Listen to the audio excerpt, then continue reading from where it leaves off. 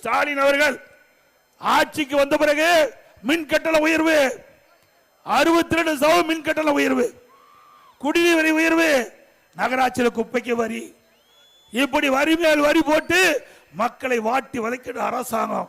விலைவாசி விண்ணை முட்டுகின்ற அளவுக்கு உயர்ந்து போச்சு. அரிசி விலை உயர்வு, எண்ணெய் விலை உயர்வு, பருப்பு விலை உயர்வு.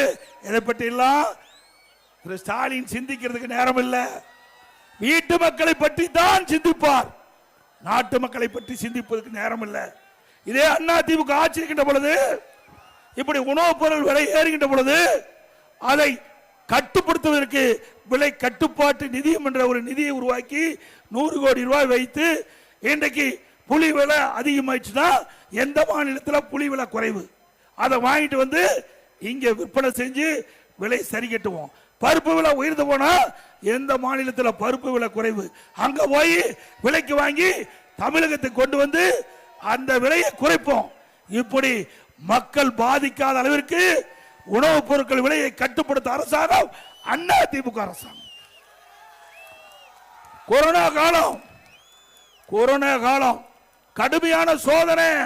அந்த சோதனையான காலத்தை கட்டத்தில் கூட மக்கள் ஒத்துழைப்போடு விலை மதிக்க முடியாத உயிரை காப்பாற்றிய அரசாங்கம் அண்ணா திமுக அரசாங்கம்.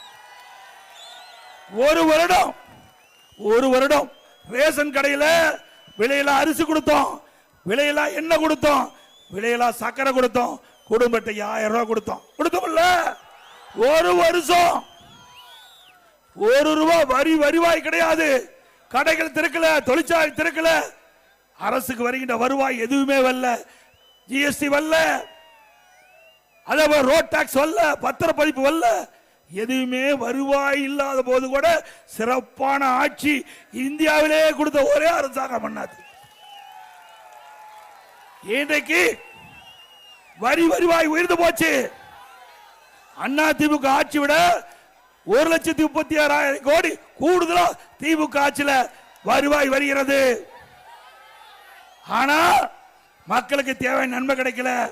அதோட பள்ளிகள் மூடப்பட்டது, கல்லூரி மூடி இருந்தாங்க, மாணவர்கள் ஒரு ஆண்டு பாதிச்சுட்டாங்க. மாணவருடைய கோரிக்கை ஏற்று எல்லா மாணவர்களுக்கும் ஆல் பாஸ் போட்டு கொடுத்தோம். ஆல் பாஸ், பள்ளியில படிக்கிற மாணவருக்கு ஆல் பாஸ், கல்லூரியில் படிக்கிற மாணவருக்கு ஆன்லைன்ல வகுப்பு. இப்படி மக்களை காத்த அரசாங்கம் அண்ணா திமுக அரசாங்கம்.